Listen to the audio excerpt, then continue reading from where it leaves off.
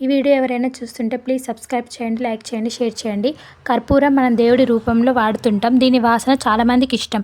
ఇది కేవలం పూజ కోసమే కాకుండా ఆరోగ్యానికి కూడా చాలా ప్రయోజనాలు ఉన్నాయి. కర్పూరాన్ని దేవుడి పూజలు, హారతులు వాడతారు. ఎందుకు వాడతారంటే నెగిటివ్ పోవడానికి. ఈ వాసనకు నెగిటివ్ దూరం అవుతుంది. కర్పూరం వల్ల స్ట్రెస్, ఆందోళన దూరం చేస్తుంది. జలుబు, దగ్గు వంటి ప్రాబ్లమ్స్ దూరం చేయాలనుకుంటూ కర్పూరం వాసనాన్ని రెగ్యులర్గా పీల్చుకోండి. దీనివల్ల మైగ్రేన్, తలనొప్పి తగ్గుతుంది. అలసట దూరం అవుతుంది. బాడీలో శక్తి ఉత్పత్తి అవుతుంది. ఈ వాసన పీలుస్తే మలబద్ధకం, అసిడిటీ వంటి జీర్ణ సమస్యలు కర్పూర వాసనతో దూరం అవుతాయి. యాంటీ ఫంగల్ సూక్ష్మజీవుల నుండి దూరం చేస్తుంది.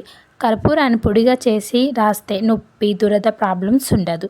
బాగా నొప్పికి కర్పూరాన్ని మందుగా వాడొచ్చు. కీళ్ళలో నొప్పిని కూడా తగ్గిస్తుంది. కోల్డ్తో బాధపడేవారు కర్పూరాన్ని చేతి రుమాల్లో పెట్టి వాసన పీల్చుకోండి. దీన్ని మనం నేరుగా తీసుకోవద్దు. చాలామందికి ఇది పడదు. డాక్టర్ హెల్ప్ తీసుకోవడం చాలా మంచిదండి.